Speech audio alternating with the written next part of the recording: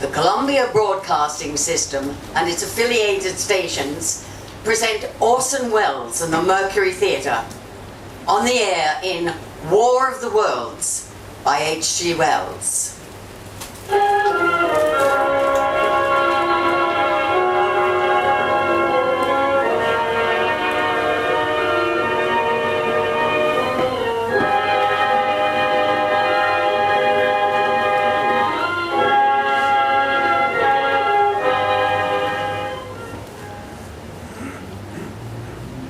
Ladies and gentlemen, the director of the Mercury Theatre and star of these broadcasts, Orson Welles.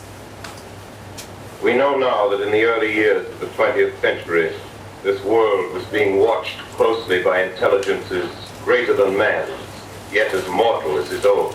We know now that as human beings busied themselves about their various concerns, they were scrutinized and studied, perhaps almost as narrowly as a man with a microscope might scrutinize the transient creatures that swarm and multiply in a drop of water. With infinite complacence, people went to and fro the earth about their little affairs, serene in the assurance of their dominion over this small, spinning fragment of solar driftwood, which by chance or design, man has inherited out of the dark mystery of time and space. Yet across an immense ethereal gulf, minds that are to our minds as ours are to the beasts in the jungle, intellects vast, cool, and unsympathetic, regarded this earth with envious eyes.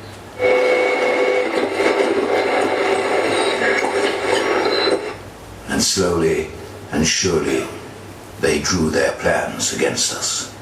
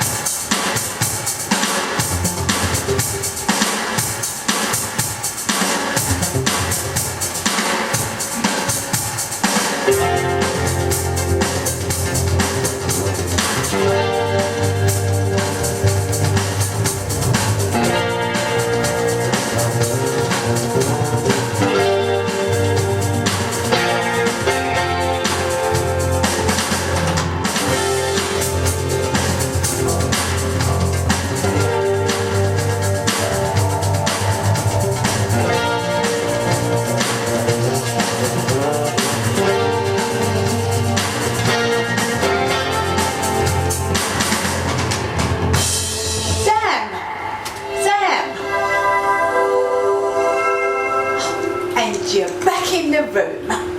Oh, sorry, you were saying? Oh, I wasn't saying, Sam, you were. I was? I was, yes. There's nothing unusual about it. All things in moderation.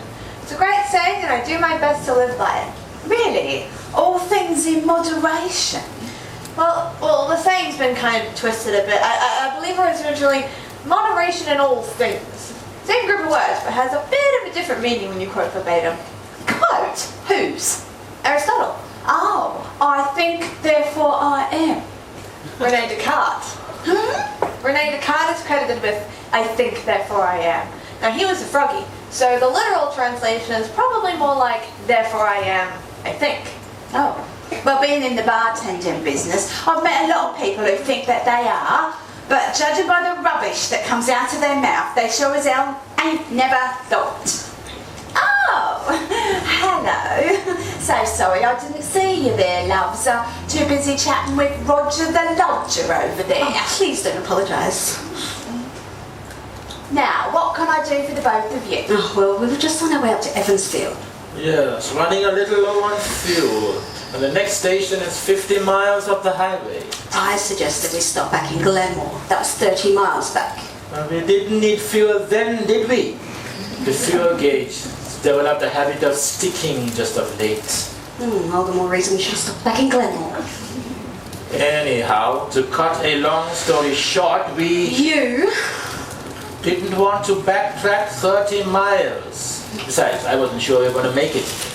So when we saw your signpost and that fork in the road, nearly drove right past. Had to make a U-turn and drive back 5 miles to get here. But we thought we'd make the detour and hope for the best.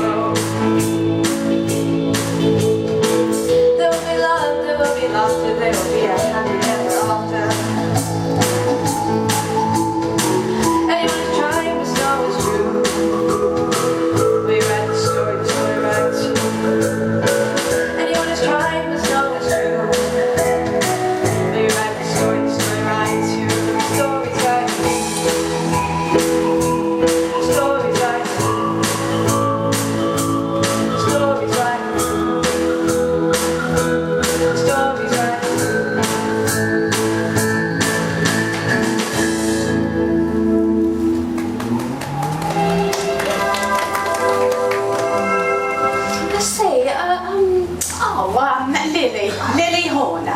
Oh, excellent. Would you be so kind as to pour me a whiskey soda? Oh, certainly. You were saying? Make mine a gin and tonic. Thanks ever so Oh, much. coming right up. And, oh yes, it's about that time. I think I might join you. Oh, now, ice, Mr. and Mrs. Oh, Jones. Jane and Lindsay Jones. Oh, Jones. Yes, not a very exciting name, I know, but to cut a long story short, Please do. we were hoping to fill up on gas. Maybe get something to eat. Oh, well, lucky for you, the pump out the front isn't just for show these days. A remnant of more prosperous times. It actually still works. Well, it does now. I mean, well, it's being serviced just as we speak. It's been out of order for the last 2 weeks and it's been damn sight near impossible to get anyone to come out and fix it. But it just so happens our unexpected visitors last night were mechanics. So we decided to trade services. They got a room for the night and we got our pump fixed. Oh, and a tank of fuel. Pretty good deal. They've been working on it most of the day. I think they're just about finished. We just might be able to stay in business yet. Although, fuel is 2 and 7 a gallon. Well, it still works out cheaper than backtracking all the way to Glenmore, and then by the time you get there, there's little towns closed for the night anyhow. Yes, well, seeing as I'm feeling generous, must be the gin, I'll include all-you-can-eat roast dinner. Yes, it's an old Hungarian family recipe. Hungarian? Oh yes, sorry, my thick accent. On my Albert side of the family. It's a garlic-infused roast lamb with seasonal vegetables sautéed in a garlic brine. Guaranteed to ward off any vampires, werewolves, or love interests for that matter.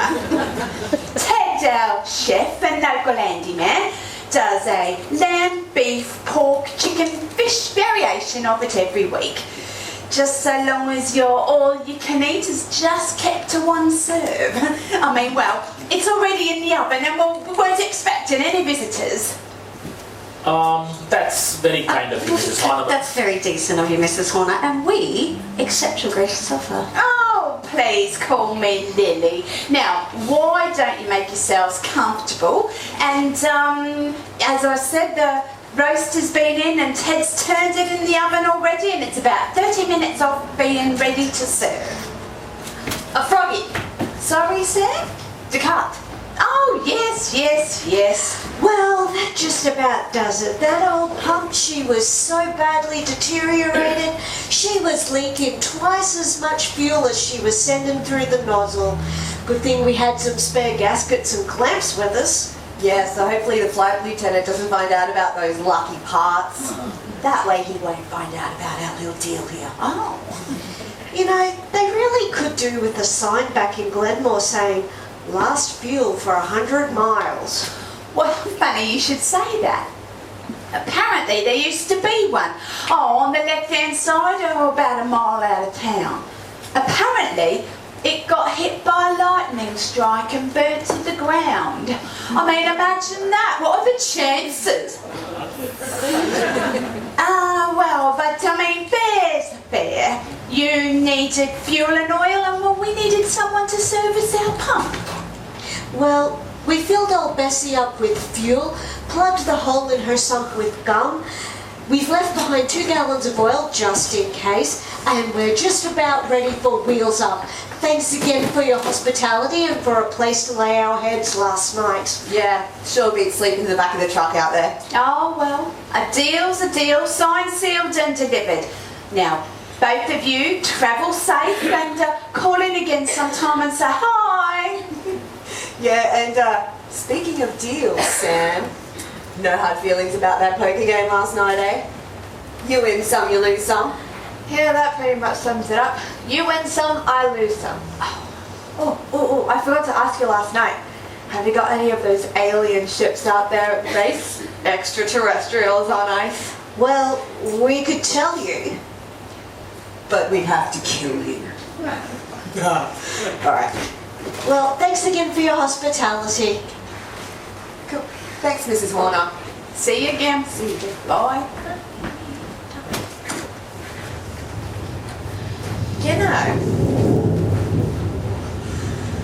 the French use about 1 bar of soap per person a year.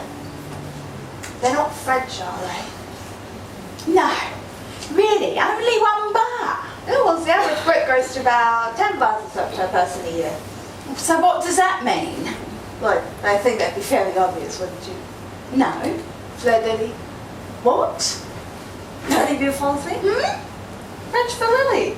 I wondered if there was any French heritage in the family.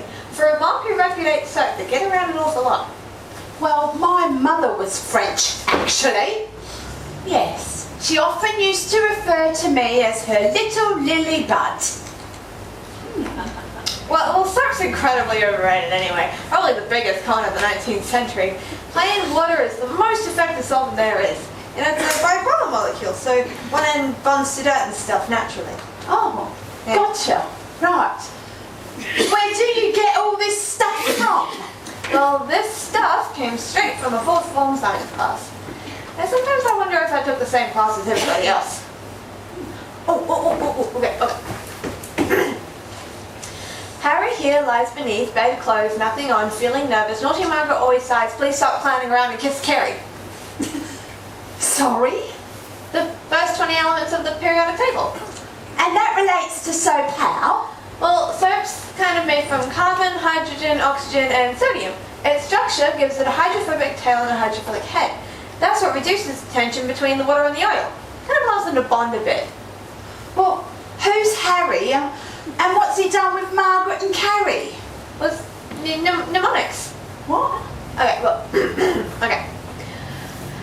Happy hydrogen, Henry helium, lives lithium, etc., etc. Arthur argon, kisses potassium, Carrie calcium. You know, mnemonics. So, how? No, why? What? Oh, forget it. Like I said, fourth form science. No, that was fifth form chemistry. Oh, well, Aristotle, Descartes, French bathing statistics, and a menage a trois. Oh, you really have a broad knowledge base. Yeah, people often confuse me for someone who knows a lot, but I actually just know little bits of lots of stuff, and most of it comes out of my mouth in no particular order.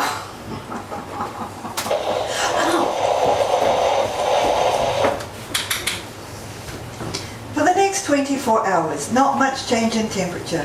A slight atmospheric disturbance of undetermined origin is reported, causing a low pressure area to move down rather rapidly over the northeast, bringing a forecast of rain accompanied by winds of light gale force. Maximum temperature 66, minimum 48. This weather report comes to you from the Government Weather Bureau. Now live on the relay in the Meridian Room in the Park Plaza, we bring you the music of Ramon Ricallo and his orchestra, with a touch of the Spanish. Ramon Ricallo will lead off with the La Campasita.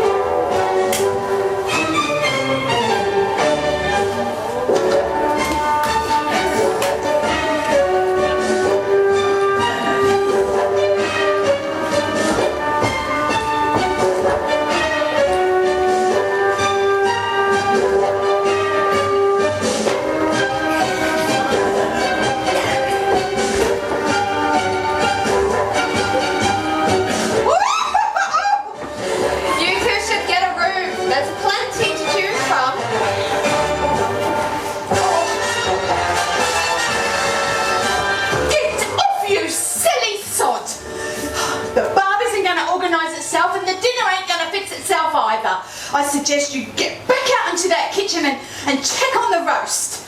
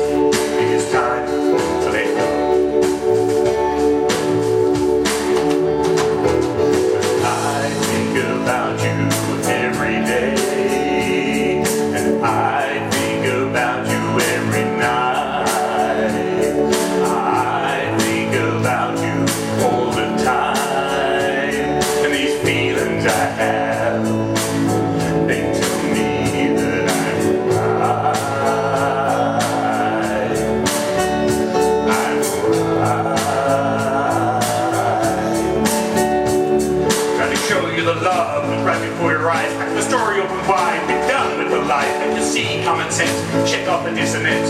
Popping in his arms to get you down off the bench. Bringing feelings to the table with no pretense. Put a stop to this never-ending one-way romance. See you standing tall, come and take a second chance. See you take a stance. Hold you in my arms, just dance. Hold you, just dance.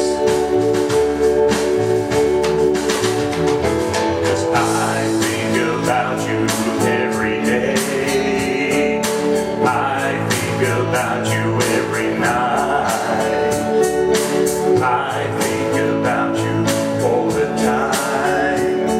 And these feelings I have, they tell me that I'm right. I'm right.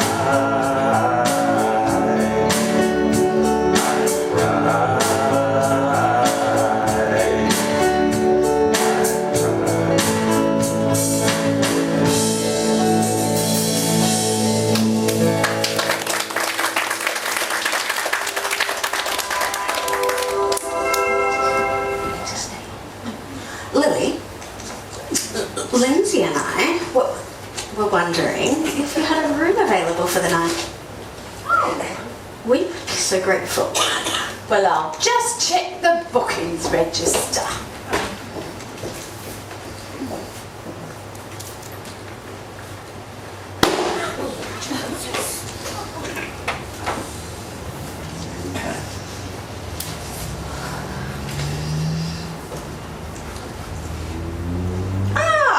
Yes, I think we can just squeeze you in.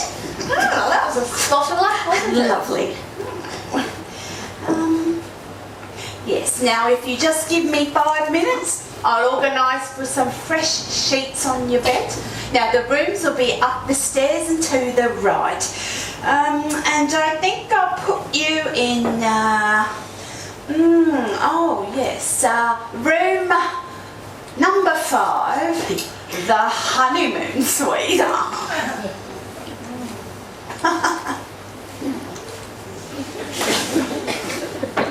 you fetched the night bags in? Lindsay, the bags.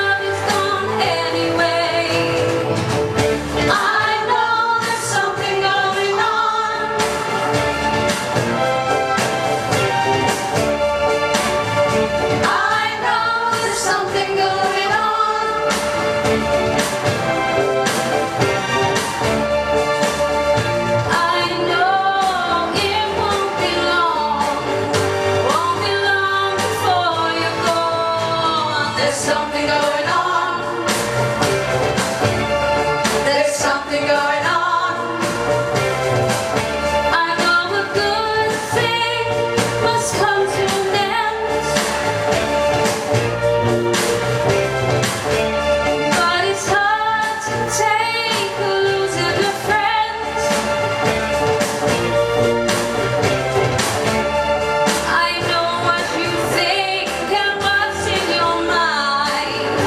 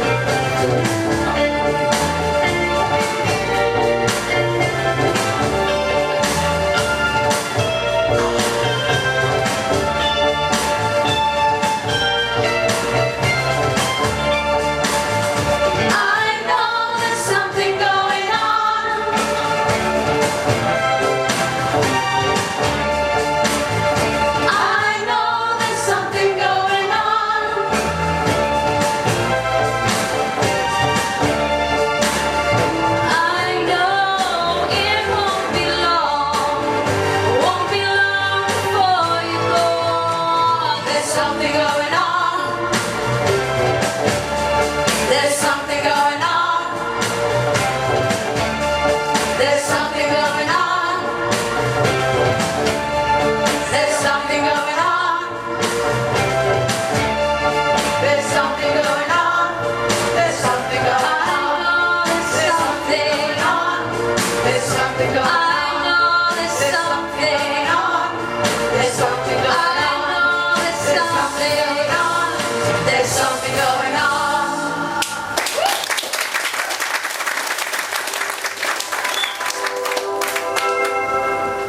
Never mind. I'll get them.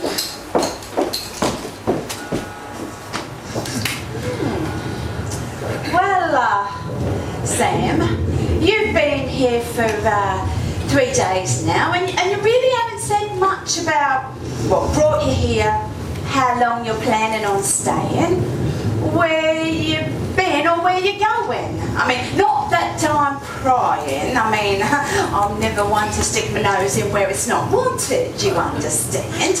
But, well, I'm just, we've only got 5 rooms, and I'm coming at it from the point of bookings and maid services. There's a maid service. Well, yes, there is a maid service. Well, we're just in between maids at the moment. Oh, I see. Oh, well, that explains it then. I thought you had in your employ the world's stealthiest cleaner, able to enter a room and leave again without putting a thing out of place. And here I was, thinking I was showing my good breeding and cadet training by neatly making up my bed and putting my kit neatly underneath it each morning. I would have been onto you by the end of the week when the dust started to settle.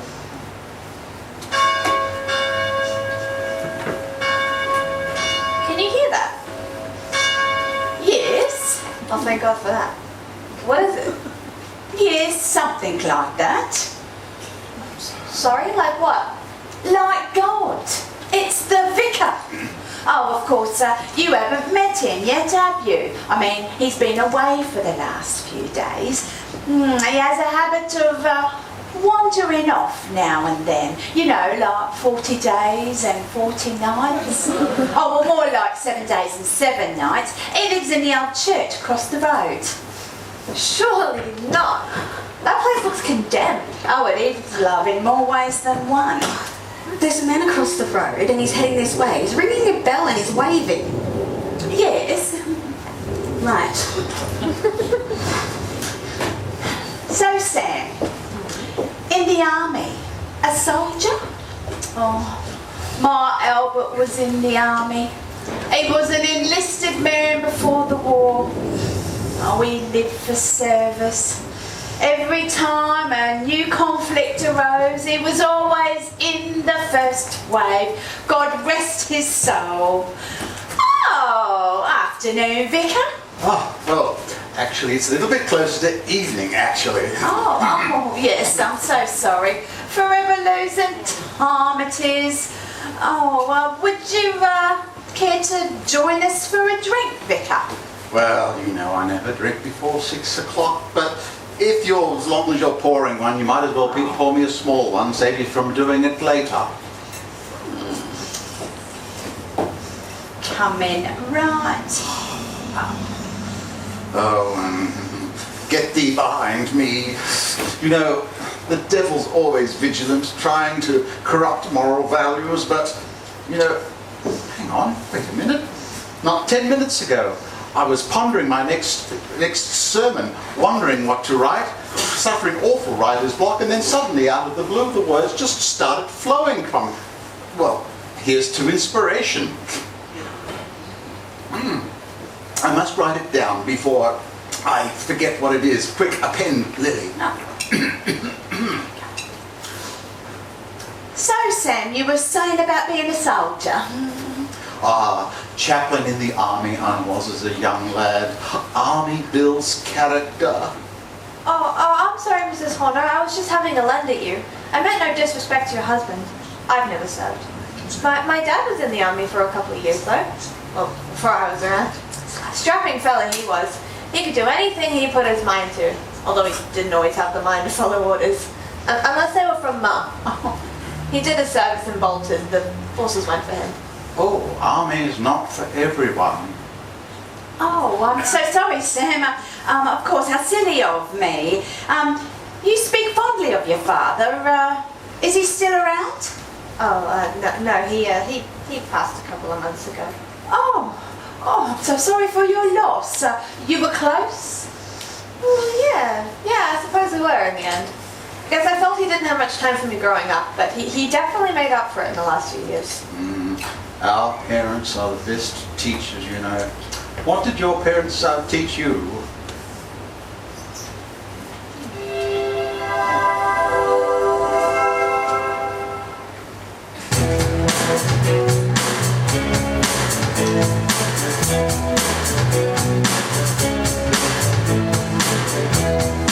Sometimes when it's quiet, the stillness of the night,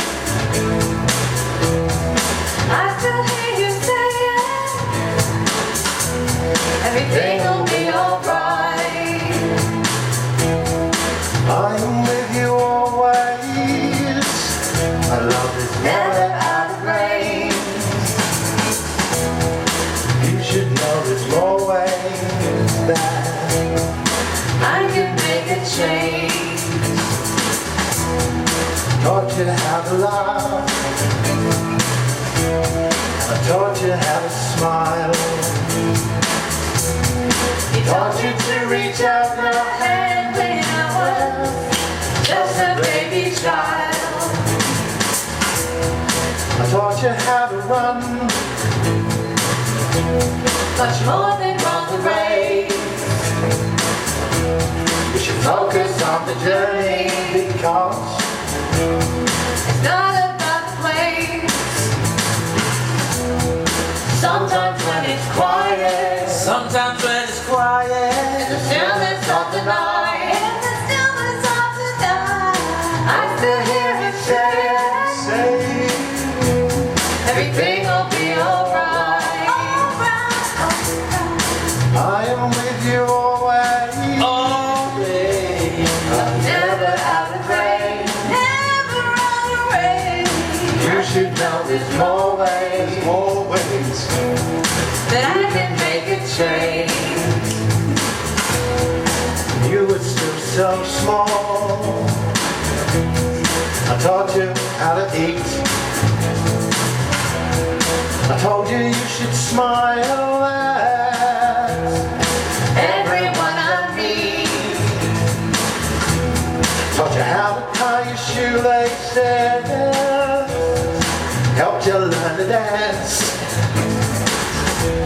Told you always wear a hat outside and don't never take a chance.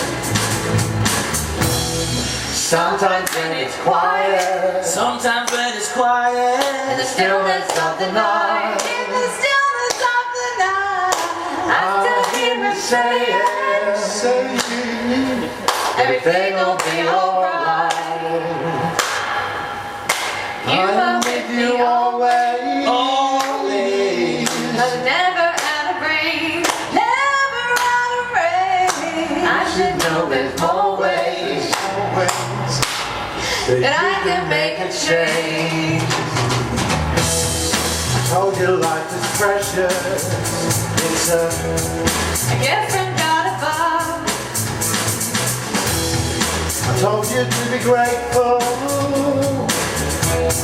And how to always love. And of all these things I showed you, I hope they were enough. I hope I helped to grow you, made you Tender but still tough. Sometimes when it's quiet, Sometimes when it's quiet, in the stillness of the night, in the stillness of the night, I still hear you saying, everything will be alright. You are with me always, but never out of range. And I should know there's more ways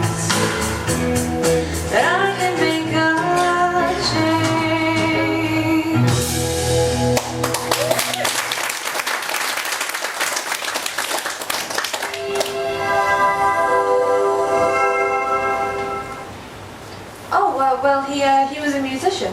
Oh, a musician. So he taught you music, Sam. Are you a musician? If music be the food of love, play on. Well, more of a writer, really. Music is just the best way I know how to present the words. Music is to words as a plate is to a well-presented meal. Oh, lovely. You know, I've always been a believer in the power of words and music. I always sang the psalms and prayers of the faithful. If Jesus was alive today, he'd have been a musician. Oh, I'm sorry, Sam. Am I crying? I mean, I don't mean to pry. Am I crying? No, not at all. I'm happy to tell you anything about myself. I don't believe in secrets. I tend to tell people too much, things that they really don't need to know. When you share your vulnerable side, I find it helps those who struggle with openness feel that maybe it's okay to talk. Really talk. There's a great freedom to be found in talking openly. The truth will set you free. Amen. Well, I mean, you'll fit right in here, Sam, that's for sure. Because everybody knows everything about everyone in this small town. Secrets rock the soul. They eat away at your peace of mind. Jesus knew that. Come unto me, give me your yoke, and I shall give you rest. Thank you. No, the room is amazing. Thank you so much. Well, that wasn't too hard, was it? Town. Ghost town. Oh, aptly put, Sam. You sure tell it like it is, that's for sure. What happened here? Well, about 20 years ago, Pipton was quite the bustling little hub. I mean, not big by no means. Most of the farms out this way were at least 50,000 acres. So the locals drove anywhere, had it within an hour's drive. I mean, we provided a service here. We sure did. Supply store, petrol station and pub. In those days, the highway used to go straight past our front door. We always had travellers passing through. Yeah, I mean, some would stop in for fuel and oil, others for a bite to eat and a stretch of their legs, some for the night. The kitchen was always open.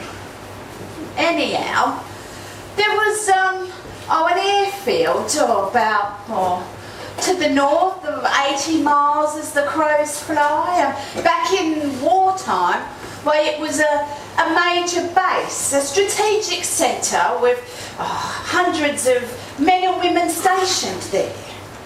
Aircraft maintenance mostly. That soon turned to production. And they quickly diverted the highway north toward the base. So by the time the war ended, the infrastructure was already in place. Yep, and we were officially on a road to nowhere. I mean, a lot of the smaller towns along this stretch closed down. People had started leaving long before the war ended, though. Oh, yeah, but it wouldn't happen in peacetime. I mean, but war brings a means to its own end, and, well, no one questions decisions in such times. So where the bus dropped me, that's why the highway turns north? Yes, and if it had to been about 5 more miles down the road, Pipton would be a completely different place today. Yeah, well, there's lots of things that could be completely different, but let's not go down those time passages. Well, there's nothing wrong with occasionally entertaining thoughts of different outcomes. I mean, what might have been? Oh, I agree. Gosh, I got lost in my thoughts at the drop of a hat. The shoulda, woulda, coulda, the did's and the didn'ts. The what, was, and why.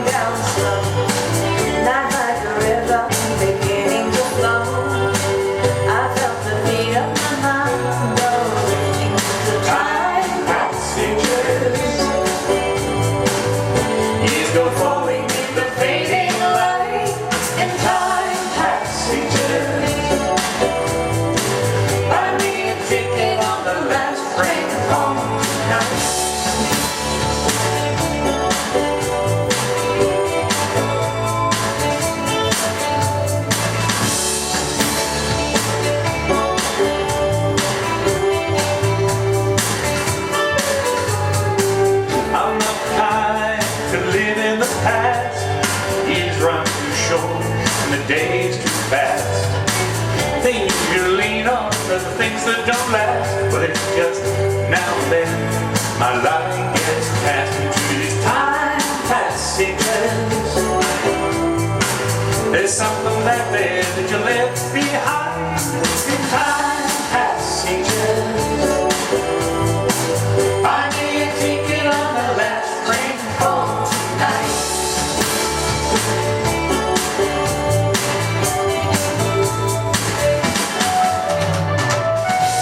Hear the echoes and feel yourself starting to turn. I don't know why you should feel that there is something to learn. It's just a game that you play.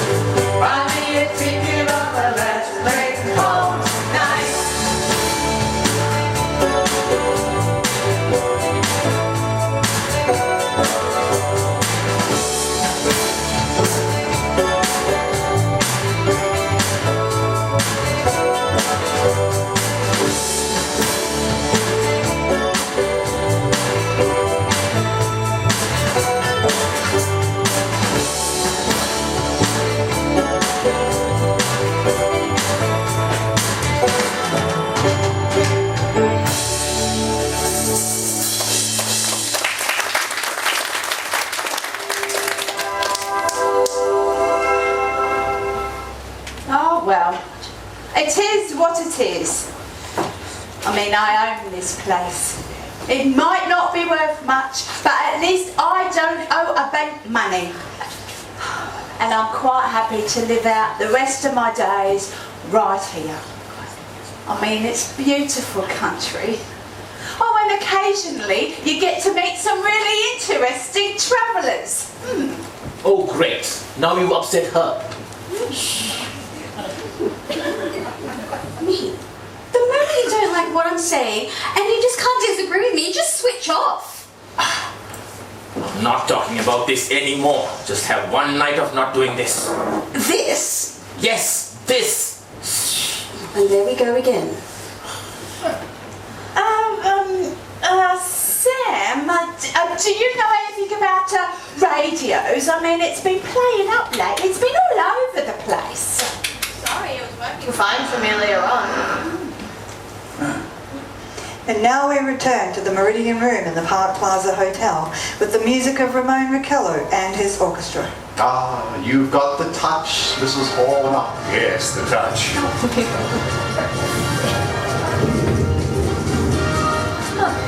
Looks and sounds like it'll be here in about an hour. Ladies and gentlemen, we interrupt our program of dance and music to bring you a special bulletin from the Intercontinental Radio News. At 20 minutes before 8 Central Time, Professor Farrell of the Mount Jennings Observatory reports observing several explosions of incandescent gas occurring at regular intervals on planet Mars. Well, I saw Mars as clear as the nose in your face 3 nights ago. Oh, shush, Sam. The spectroscope indicates the gas to be hydrogen and moving towards the Earth with enormous velocity. Professor Pearson of the observatory at Princeton confirms Farrell's observation and describes the phenomenon as, quote, like a jet of blue flame shot from a gun, unquote. Now we return you to the music of Ramon Riccello, playing for you in the Meridian Room in the Park Plaza Hotel, situated in downtown New York, where... Really? Now? Oh, I do apologise, ladies and gentlemen. Following on the news given in our bulletin a moment ago, the Government Meteorological Bureau has requested the large observatories of the country to keep an astronomical watch on any further disturbances occurring on planet Mars. Kind of wish I had a telescope. Oh, not happening. Oh, shush. Due to the unusual nature of this occurrence, we have arranged an interview with noted astronomer, Professor Pearson, who will give her views on the event. In a few moments, we will take you to the Princeton Observatory. We return you until then to the music of Ramon Riccello and his orchestra.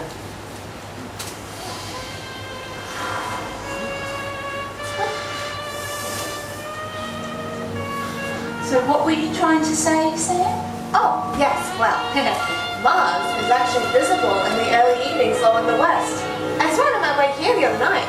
It was bright as. Yes, it does seem to be exceptionally bright tonight. Really? Oh, come. Where? He's right. There's flashes all across the sky. Lots of flashes. A real lot. Wow, that really is spectacular. Oh, let me see. Where is it? What is it? What is that? Is everybody seeing what I'm seeing? The sky is lighting up in the west.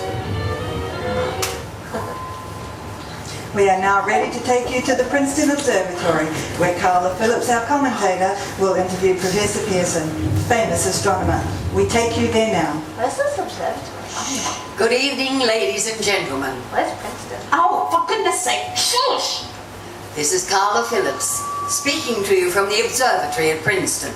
You know it's Princeton? Shh. I'm standing in a large semicircular room, pitch black, except for an oblong split in the ceiling. Through this opening, I can see a sprinkling of stars that cast a kind of frosty glow over the intricate mechanism of the huge telescope. The ticking sound you hear is the vibration of the clockwork. Professor Pearson stands directly above me on a small platform, peering through a giant lens. I ask you to be patient, ladies and gentlemen, during any delay that may arise during this interview. Besides her ceaseless watch of the heavens, Professor Pearson may be interrupted by telephone or other communications. During this period, she is in constant touch with the astronomical centers of the world. Professor, may I begin our questions? At any time, Miss Phillips. Professor, would you please tell our radio audience exactly what you see as you observe the planet Mars through your telescope? Well, nothing unusual, Miss Phillips. A red disc swimming in the blue sea, transverse stripe across the disc. Quite distinct now because Mars happens to be at the point nearest the Earth, in opposition as we call it. In your opinion, what do these transverse stripes signify, Professor Pearson? Well, not canals, I can assure you, Miss Phillips.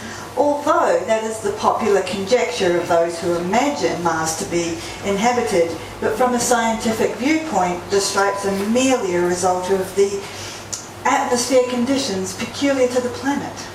Then you're quite convinced, as a scientist, that living intelligence as we know it does not exist on Mars? Well, I'd say the chances against it are 1,000,000 to 1. And yet, how do you account for those gas eruptions occurring on the surface of the planet at regular intervals? Oh, Miss Phillips, I cannot account for that. By the way, Professor, For the benefit of our listeners, how far is Mars from Earth? Oh, well, approximately 40 million miles. Well, that seems a safe enough distance. Thank you. Just a moment, ladies and gentlemen. Someone has just handed Professor Pearson a message. While she reads it, let me remind you that we are speaking to you from the observatory in Princeton, where we are interviewing the world-famous astronomer, Professor Pearson. One moment, please. Professor Pearson has passed me a message, which he has just received. Professor, may I read the message to our listening audience? Certainly, Miss Phillips. Ladies and gentlemen, I shall read you the wire addressed to Professor Pearson from Dr. Gray of the National History Museum. Seismograph registered shock of almost earthquake intensity occurring within a radius of 20 miles of Princeton. Please investigate. Signed, Lloyd Gray, Chief of Astronomical Division. Professor Pearson, could this occurrence possibly have something to do with the disturbances observed on the planet Mars? Well, hardly, Miss Phillips. This is probably a meteorite of unusual size, and its arrival at this time is merely a coincidence. However, we shall conduct a search as soon as daylight permits. Thank you, Professor. Ladies and gentlemen, for the past 10 minutes, we've been speaking to you from the observatory at Princeton, bringing you a special interview with Professor Pearson, noted astronomer. This is Carla Phillips speaking. We are returning you now to our New York studio. Ted, what's happening? What's going on? Over there. It's a ball of light. A ball of light. Oh, let me see. Let me see. Oh, Jesus. Oh, no. Oh, great. What the hell now?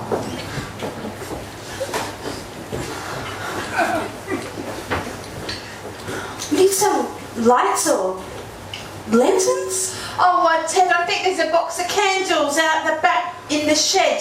I've just lit this one, the last match. Do you need a hand? No, I'll be fine. You could have offered help. It won't be long now, before the rain sets in.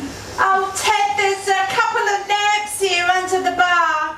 But I think, where are the matches? We need more matches. I don't want to use any more of the collectibles. And, Well, they should be right behind the lanterns. oh, yes, here they are. Right you are.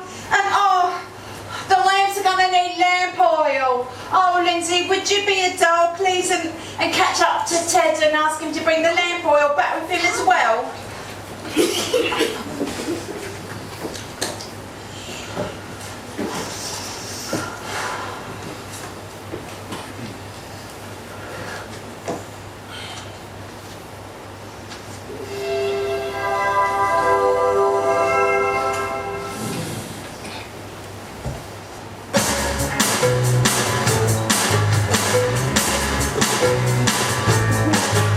Baby, do you know just what you're doing to me?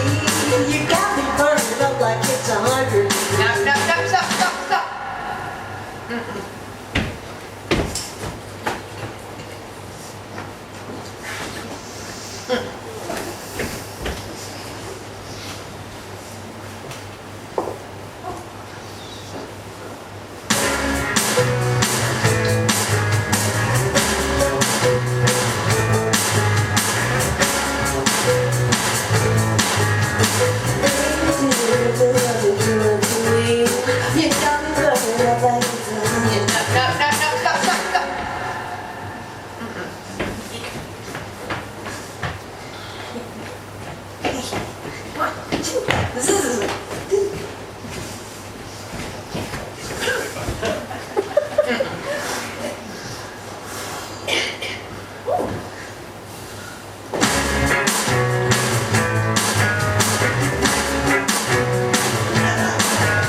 Baby, do you know just what you're doing to me? You got me burning up like it's 100 degrees. Degrees of separation comes down and No.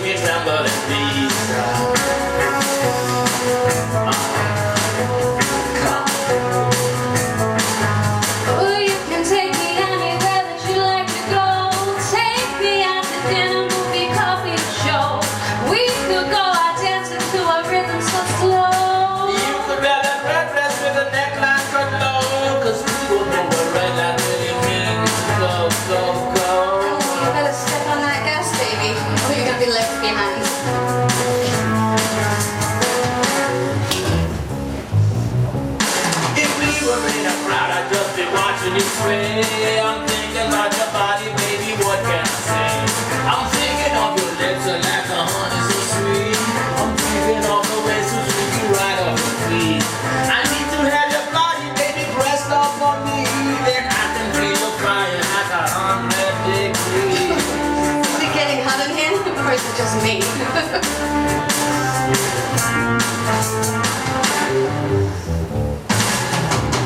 Know what I'm trying to say? Well, it ain't nothing new. The sex has got a fire burning, burning for you. I'm just a little kid that wants people get through. The moral of this story, well, it's simple to see. If you can read a fire, just leave it for me.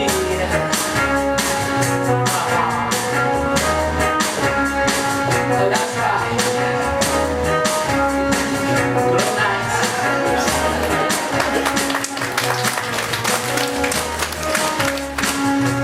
Leave it to me.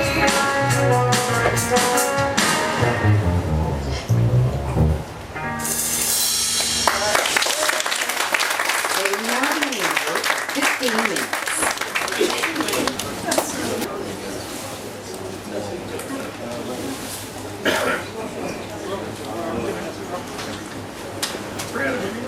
I suppose you get a lot of power cuts out this way, don't you, Louis? Well, it is a very old building. One of the first to go up around here. The wiring is pretty much the original. Sam and the boys are just outside taking a look at it now. Lil, there's no fuse wire left in the switch box. Got any more? Try the drawer next to the sink. Okay, yep, got it. How's it looking? Well, it's taken out the main fuse. I'm not sure this is going to do the trick. I'll be back in 5. Right. Ted seems nice. How long have you two been together? Oh, no. We're not together. Oh, Well, not like that, anyhow. oh, sorry. I thought you were together. You seem very comfortable together. And he lets you boss him around, just like a husband should. That's probably because I've known him 50 years. 20 he's been helping me out around here, and the last 15 full time. Oh, that's longer than most marriages last. I've been 10 years, Shaku, and I'm just about done. Well, I was married to my Albert for 25. I wish it had to been 50. Oh, yeah! Oh, the lights are back on. Yeah, that's well done, boys, well done. Good job. Oh, the radio.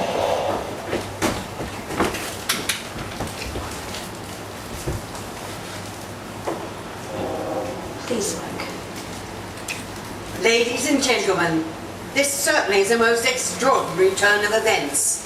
Just to reconfirm again that you have been listening to an eyewitness account from the man whose farm is at the very centre of these strange goings-on. That was Mr. Wilmot, owner of the farm where this thing has fallen. Fallen? Like the ball we saw? I wish I could convey the atmosphere, the background to this fantastic scene. Hundreds of cars are parked in a field in back of us. Police are trying to rope off the roadway leading to the farm, but it's no use. They're breaking right through. Cars' headlights throw an enormous spot on the pit where this thing is half buried. Some of the more daring souls are now venturing near the edge. Their silhouettes stand out against the metal sheen. One man wants to touch the thing. He's having an argument with the policeman. The policeman wins. Now, ladies and gentlemen, there's something I haven't mentioned in all this excitement, but now it's becoming more distinct. Perhaps you've caught it already on your radio. Listen. Do you hear it? It's a curious humming sound that seems to come from inside the object. I'll move the microphone nearer. Now we're not more than 25 feet away. Can you hear it now? Professor Pearson? Yes, Miss Phillips. Can you tell us the meaning of that scraping noise inside the thing? Oh, possibly the unequal cooling of its surface? I see. Do you still think it's a meteor, Professor? Oh, I don't know what to think. The metal casing is definitely extraterrestrial, not found on this Earth. friction of the Earth's atmosphere usually tears holes in the meteorite, but this thing is smooth and, as you can see, of cylindrical shape. Just a minute. Something's happening. Ladies and gentlemen, this is terrific. This end of the thing is beginning to flake off. The top is beginning to rotate like a screw. The thing must be hollow. Ladies and gentlemen, this is the most terrifying thing I've ever witnessed. Wait a minute. Someone's crawling out of the hollow top. Someone or something. I can see peering out of that black hole 2 luminous discs. Are they eyes? It might be a face. It might be... oh, good heavens.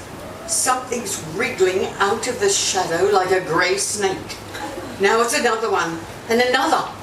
They look like tentacles to me. There, I can see the thing's body. It's large as a bear, and it glistens like wet leather. But that face, it, ladies and gentlemen, it's indescribable.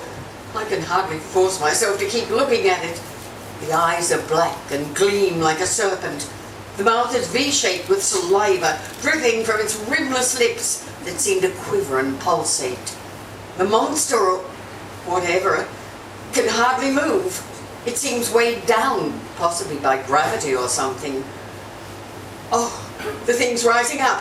The crowd falls back now. They've seen plenty.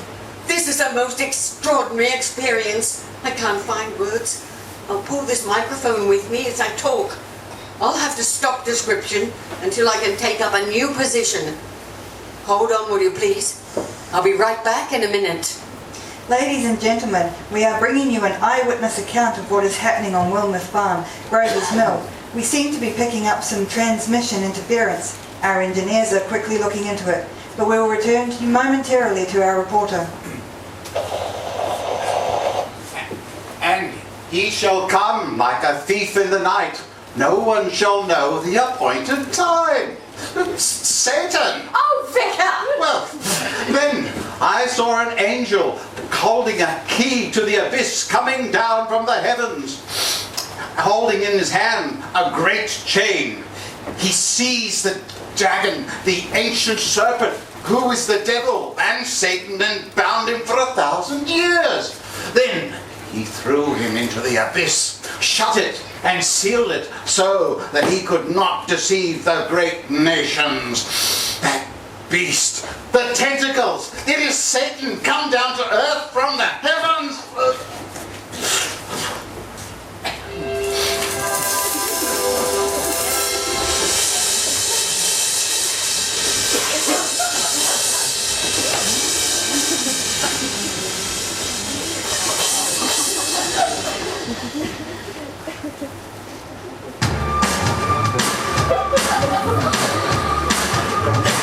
Well, I saw this angel coming out of the sky, and one long horn, one big eye. I commenced to shaking and I said, ooh-wee, it looks like a purple people eater to me. It was a one-eyed, one-horn, flying purple people eater. One-eyed, one-horn, flying purple people eater. One-eyed, one-horn, flying purple people eater sure looks strange to me. One-eyed! Well, he came down to earth and he lit in the tree. I said, Mr. Purple People Eater, don't need to be. I heard him say in a voice so gruff, I would eat you 'cause you're so tough. it was a one-eyed, one-horn, flying purple people eater. One-eyed, one-horn, flying purple people eater. One-eyed, one-horn, flying purple people eater sure looks strange to me. One-horn! I said, Mr. Purple People Eater, what's your line? He said, eating purple people and sure is fun. But that's not the reason that I came to land. I want to get a job in a rock and roll band. Well, bless my soul, rock and roll, flying purple people eater. Pigeon road, undergrowth, flying purple people eater. We wear short shorts. Friendly little people eater, what a sight to see. There was one from the tree and he lit in the ground. He started to rock, really rocking around. It was a crazy little ditty with a swinging tune. Sing the one, bop-a-lop-a-dop-a-lim, bam-boom. Oh, bless my soul, Rock and roll, flying purple people eater. Pigeons heard, rock and roll, flying purple people eater. I like short shots. friendly little people eater, what a sight to see. Purple went to town and went to the TV. Saw him last night on a TV show. He was rocking it out, really rocking it out, playing rock and roll music through the horn in his head.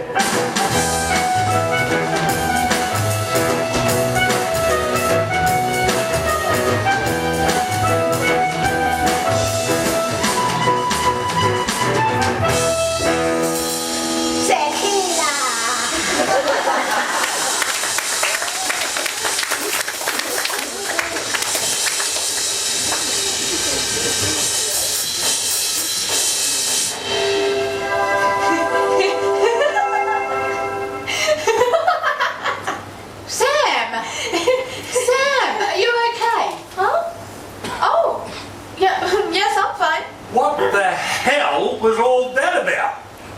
What in the Lord's name's going on here? Well, we certainly shouldn't jump to any conclusions. It could be all manner of things. But you heard what she said. Grey, snake-like tentacles. Oh, Vicar, my sincerest apologies. I wasn't laughing at you at all. I just laugh when I'm nervous. Maybe it is just a meteorite, and maybe it's landed on a couple of unfortunate cows. I can imagine that will look pretty messy. The guts could be mistaken for tentacles, and then the rest just builds from group hysteria. Squashed cow's guts. Well, that may be funny, but I know the workings of the great deceiver. When I hear them, the signs are all around us. There's likely a simple explanation. The lights in the sky, a sign from the Lord that we should all take heed, be watchful, and ever vigilant. I say, as a man of God, shouldn't you be advocating for calm? While the shepherd sleeps, the lambs are easily led to slaughter. Vicar, I really must protest. This kind of talk is not constructive. Peter chapter 3 verse 10. The day of the Lord shall come like a thief. Then the heavens shall pass with a great roar. The heavenly bodies shall burn up and dissolve, and the earth and all the works that are done on it shall be exposed. Vicar? Fear not, my son. The Lord's message is simple. Repent, and you shall be saved. Or we could all be saved. Well, that certainly wasn't expected. you know, even if it says, I'm not saying it is anything. How do we know that they're not friendly? Maybe they've been watching us, studying our ways, intercepting our radio transmissions. Geez, imagine how confused they must be. They could very well think that the way we say hello is to just show up unexpectedly and start shooting. I mean, if they had the Great War play out, they'd be completely messed up. Maybe this is just a planetary hello. We're the new neighbours and we've come to borrow a cup of sugar type thing. Maybe. 1, 2, 3, 4.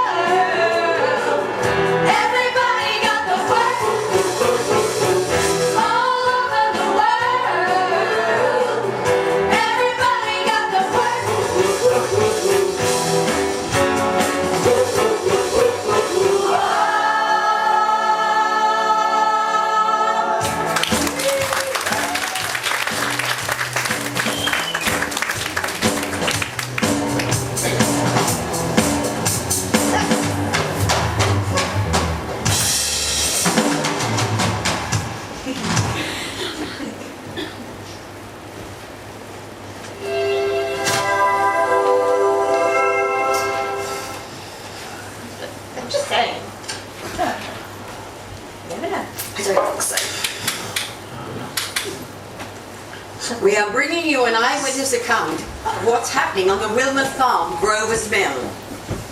Ladies and gentlemen, am I on?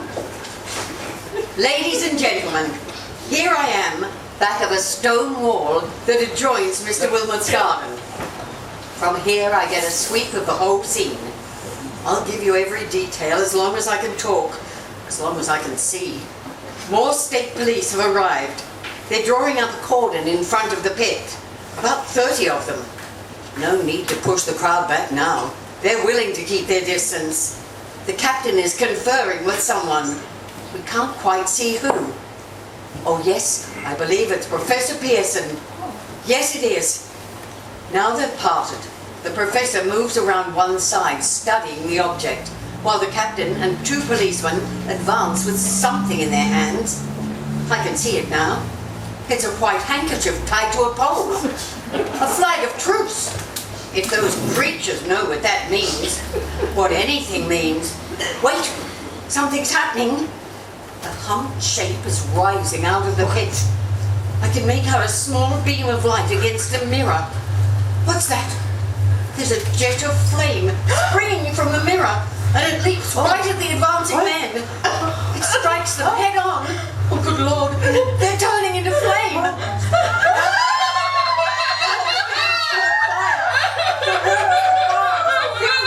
Automobiles. It's spreading everywhere. It's coming this way. About 20 yards to my right.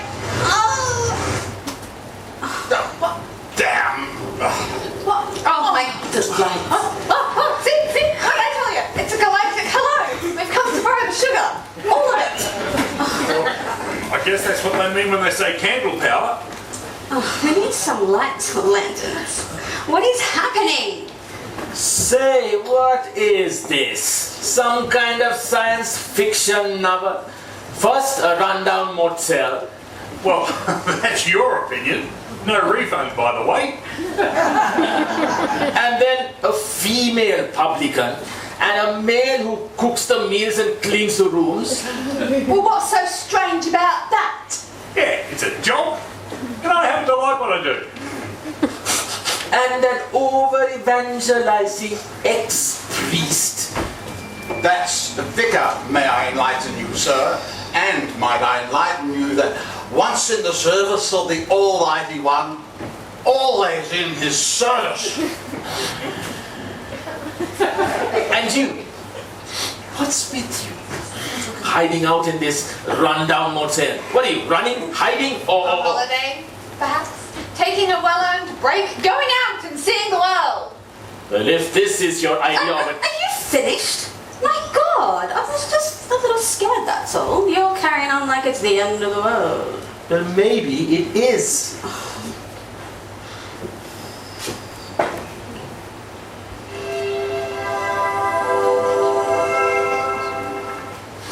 No one knows just what to say. It's like wearing uncharted territory. No one knows the proper way. It's like the ground has fallen from under me, and all sensible words, all sensible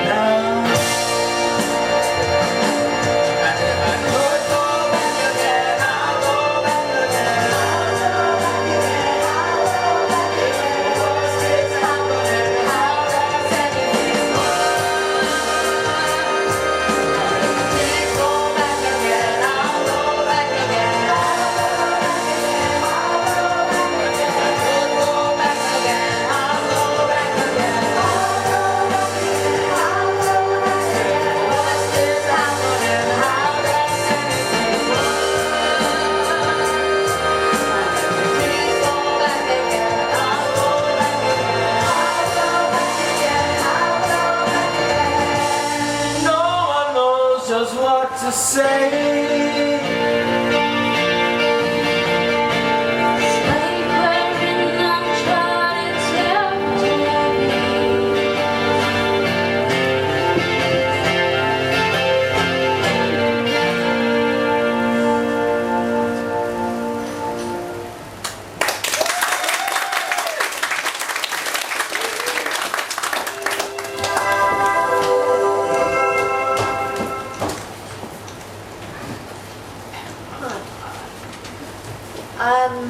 I'm gonna go find some more fuse wire and see if I can get the power on again.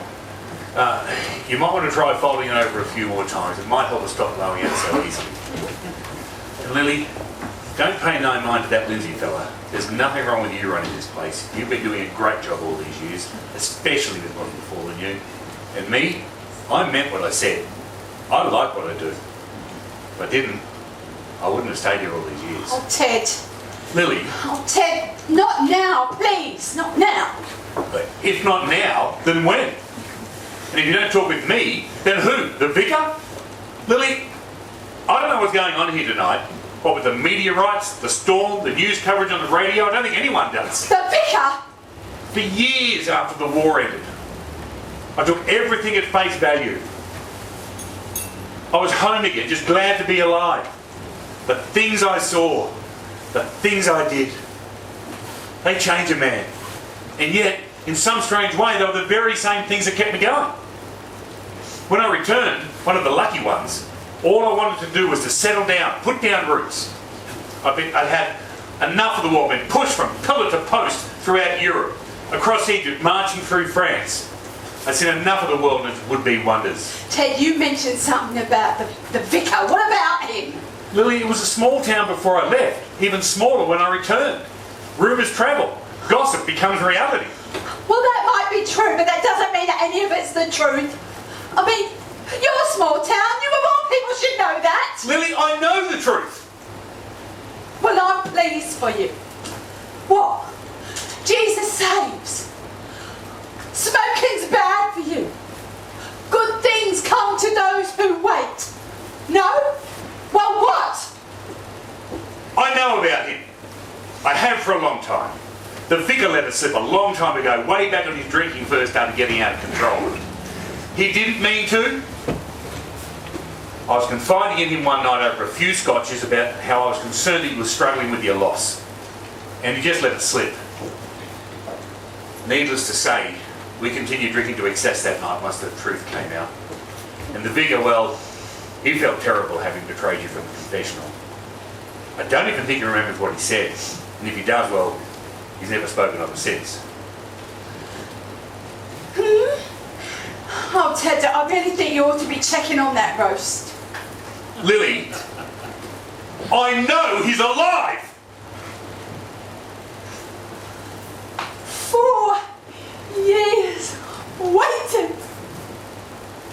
4 years hoping and praying in his winter regret telegram to the baker's maid at my front door every time that there was news of conflict or soldiers lost.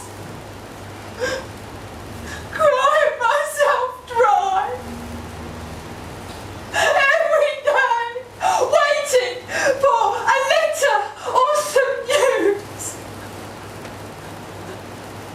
I loved him so deeply, so completely. I thought that I too would surely die upon receiving the worst news. I had no concept back then that there was something far, far worse. When that person that you believe you're going to spend the rest of your life with tells you that they don't love you and that they don't want you in their lives anymore. Well, they become something far worse than dead. They become a ghost, ever present but gone. You wake from a dream and you hold out your hand to touch them, and they pass right through it as they disappear from your side. And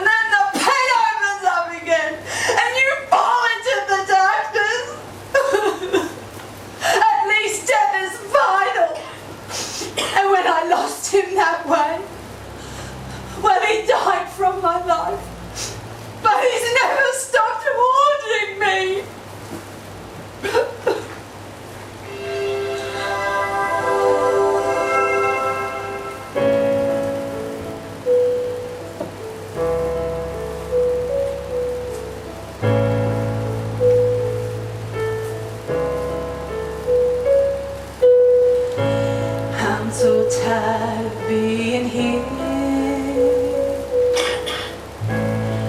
suppressed by all my childish fears. And if you have to leave, then I wish that you would just leave. Your presence still lingers here, and it won't leave me alone. These wounds won't seem to heal. This pain is just too real.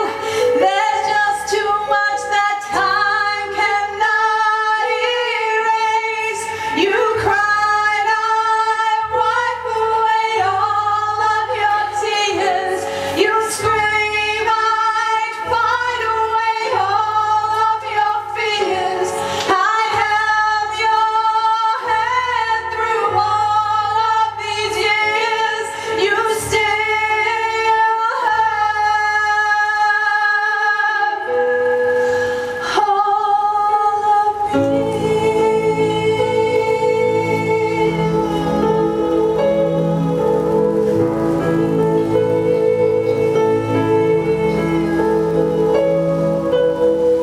You used to captivate me by your resonating light.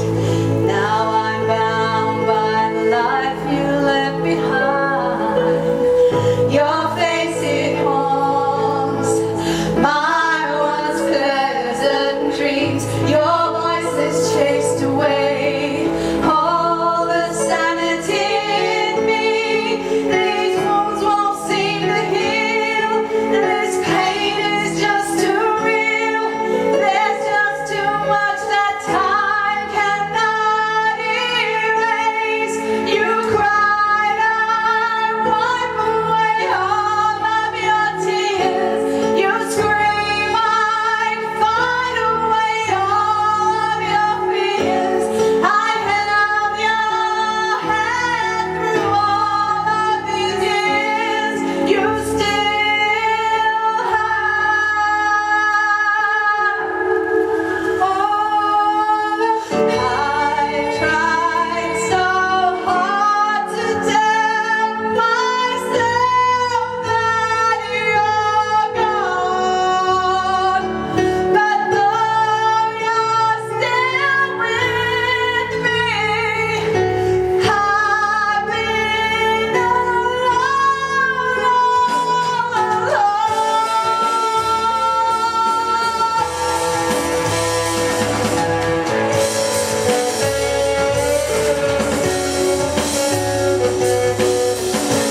You cried, I wipe away all of your tears. You scream, I find a way all of your fears. I held your hand through all of these years. You still have all of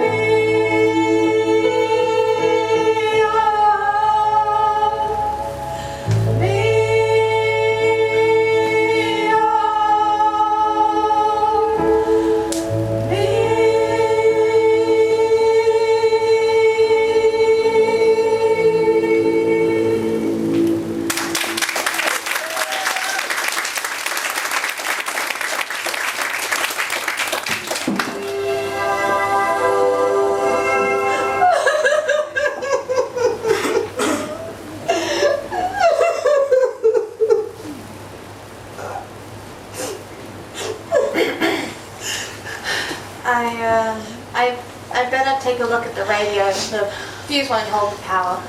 We'll run out of fuse wire at this rate. You better go check on the roast, Dad, love.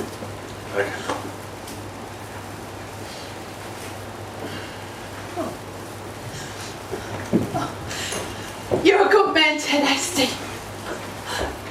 You've always stood by me. You know, I never planned on you staying round. I mean, there came a time when all the lies, well, they trapped me in a cell of my own making. Funny thing is, though, I never thought to check the door. I just assumed that it was locked. But it's not locked, Ted. I'm coming out of that cell. I just need to sort a few things out here, and then we can talk. Okay, we can talk. No, Ted, we'll talk. I promise you, we will talk. Okay. I'll go see to the power. The roast isn't looking very pricey anymore. The ring-ins look like they've called it a night, and the vicar, well, he's well past eating. And I'm not hungry anymore. I'll just go and box everything up, put it in the ice chest in case anyone gets peckish. What will be, will be.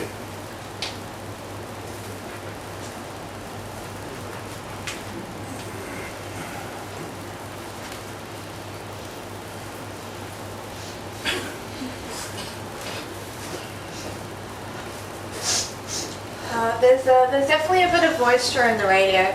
If we just leave it overnight, it should be fine in the morning. Maybe we can get a grasp on what on earth is happening. Sure as hell can't do anything about it now. Are you okay? Yes, love, I'm fine. Better out than in, so they say. Well, they ought to know, shouldn't they? Oh, do you mind if I take one of these with me? Oh, no, please do. And would you mind taking the other one there up to the Joneses and let them know that if they're hungry, there's food in the fridge, in the kitchen. Otherwise, all being well, I'll stoke up the fire at 6 a.m. tomorrow morning for the breakfast, okay? Can do. Good night, Lily. Night, love. See you in the morning.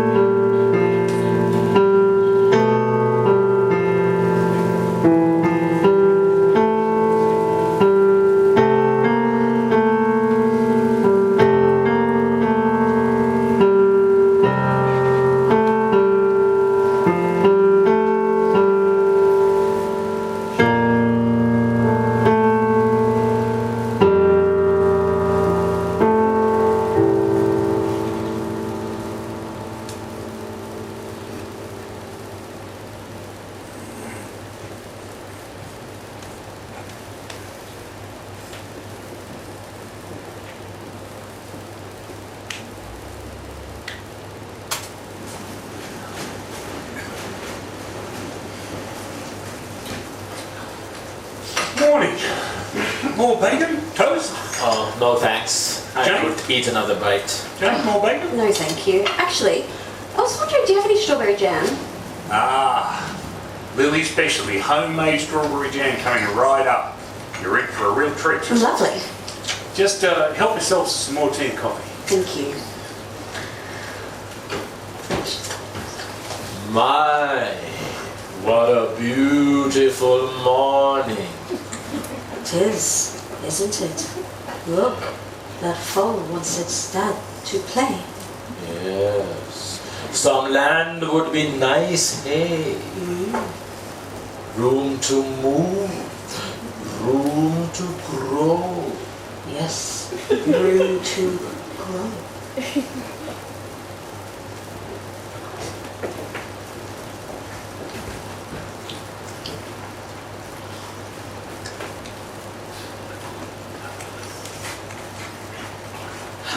Morning, Sam. Morning, Sam.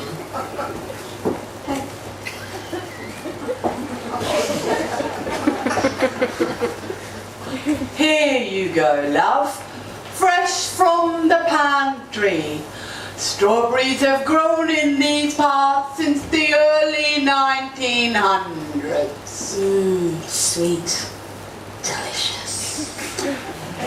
Oh, well then. A memento of your stay. Enjoy. Now, Sam.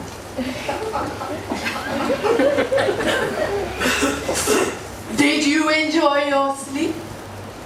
Yeah.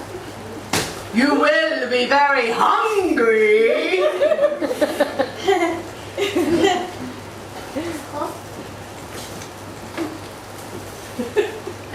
What can I get for you?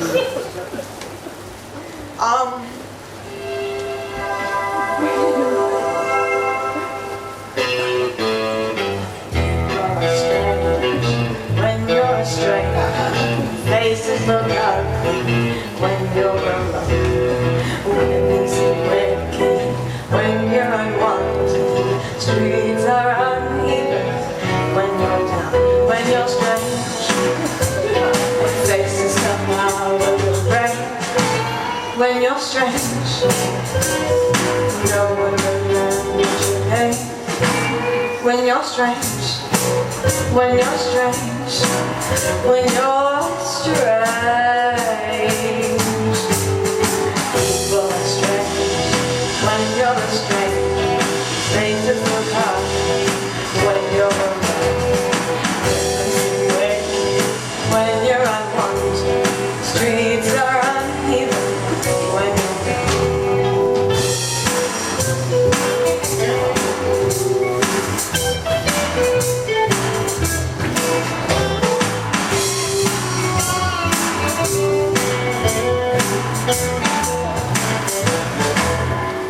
When you're strange, faces come out of the rain.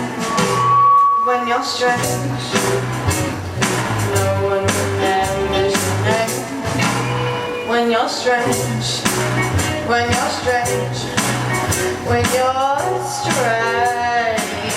Alright, yeah.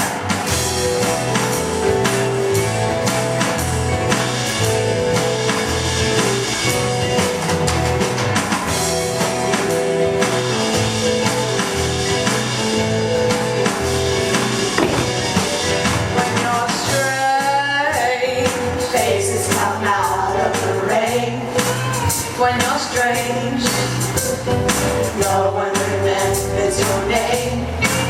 When you're strange, when you're strange, when you're strange.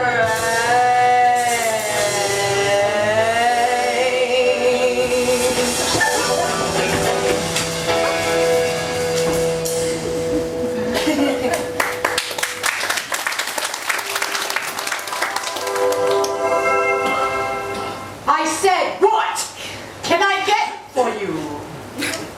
The real Jane and Lindsay, perhaps? Oh, no offense, guys. None taken. Toast? Perhaps she needs something else. Swell, actually. I think I'll just pop outside for just a minute. Morning, Sam. Oh shit!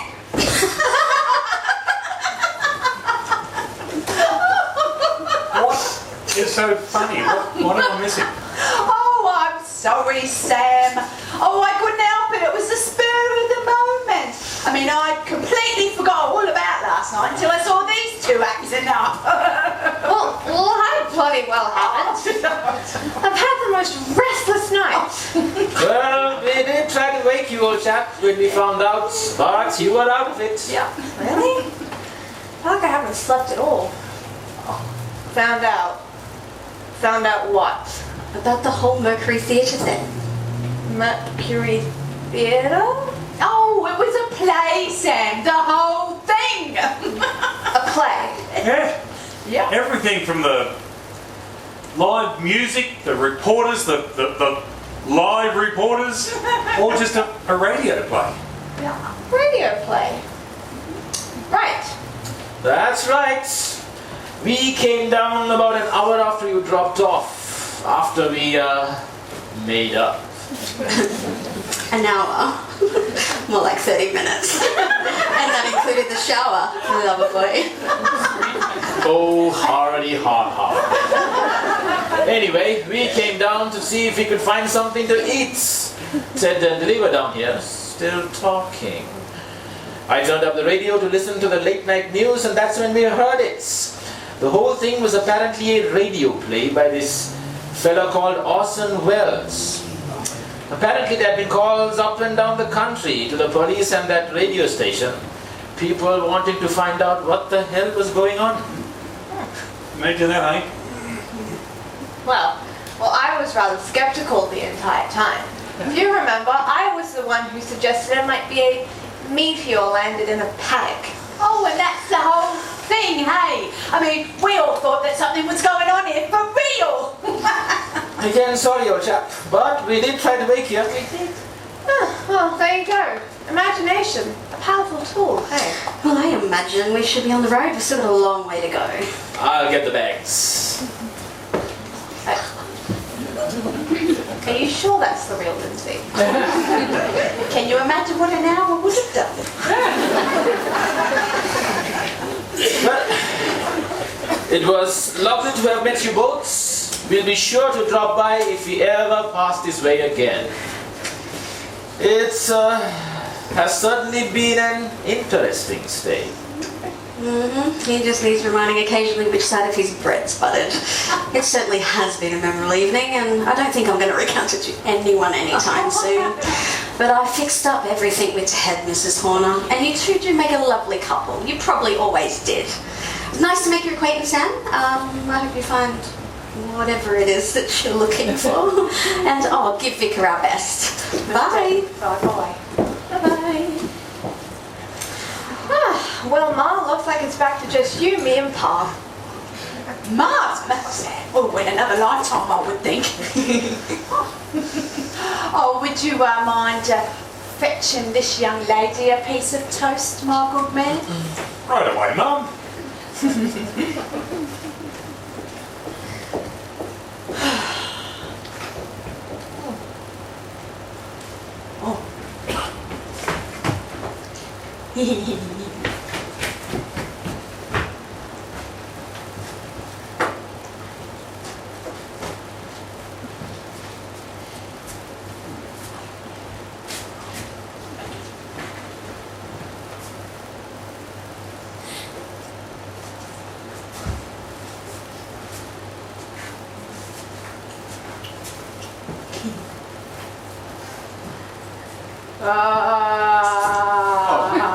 Morning, sir.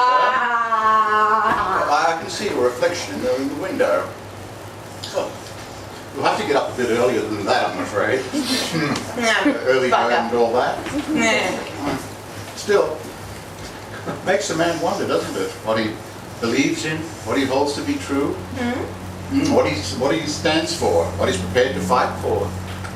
You know, up until last night, I could have summed it up in 2 words. The church? The booze. You know, I gave up on the church a long time ago, Sam. The church abandoned me and I returned the favor. But, you know, last night something reignited in me, something, the desire to fight evil. True evil, not monsters from Mars, but the devil and his gold-paved path that leads directly to hell.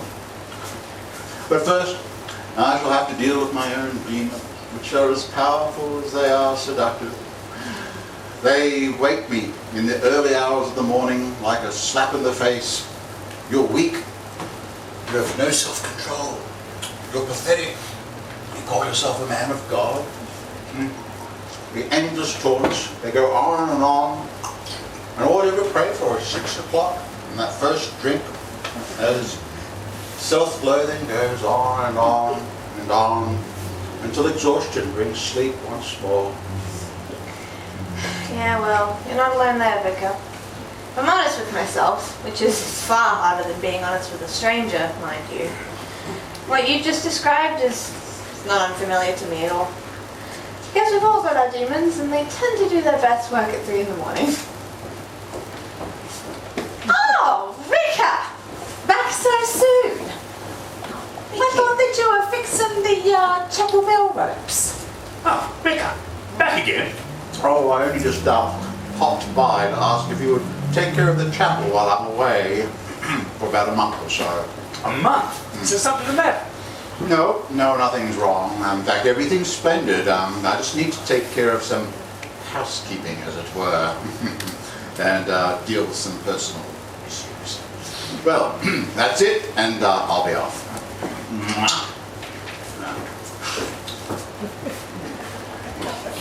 Thank you, Vicar. See you soon, Vicar. Be well. Oh, Ted, don't go marrying that girl before I come back to town. Well, you heard it here first. And that's got to be a record. I've never seen the wind blowing back out of town as quickly as that before. Do I smell? Oh, Ted. I don't know if wind and blow are the right descriptors. Winds are notorious for changing. That man had a direction, a mission. Oh, well, speaking of direction, what's yours, Sam? Well, ma'am, I usually save the big decision making till after breakfast. With at least 2 cups of coffee under my belt. I recognize that sound anyway. Could be my ride out of here.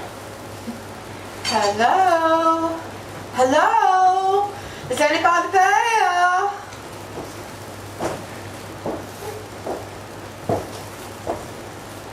Oh, for me, honey? Well, ain't you just the sweetest young thing? I really need someone to take a look under my bonnet. I'm overheating something fierce. You got time, honey? Oh, so I'll arrange for your bags to be brought back down here, shall I? Yeah, sure. Be right with you, ma'am. Any chance of a glass of water? I'm sure I'm parched. Yeah? Lily, if you would be so kind. Oh.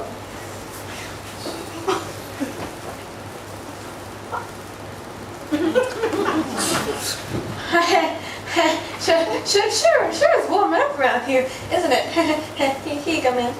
Oh, and she has an accent too, the whole package. Did I hear right, sweetie? Are you rolling out today too? Did you bust it in? Traveling light? Do you need a ride?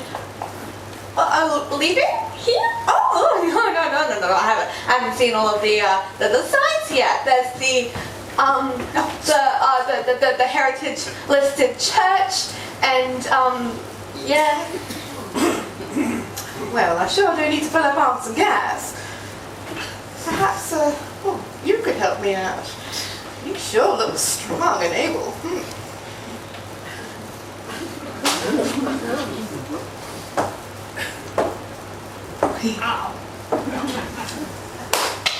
Cut!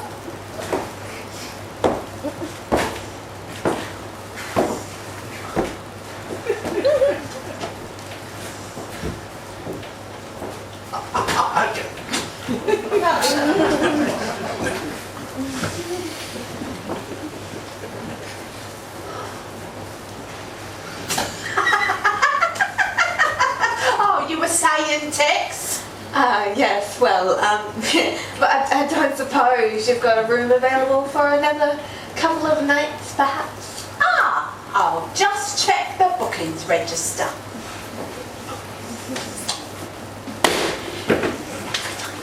Oh, listen up. Why don't you go and take a seat and pop the radio on?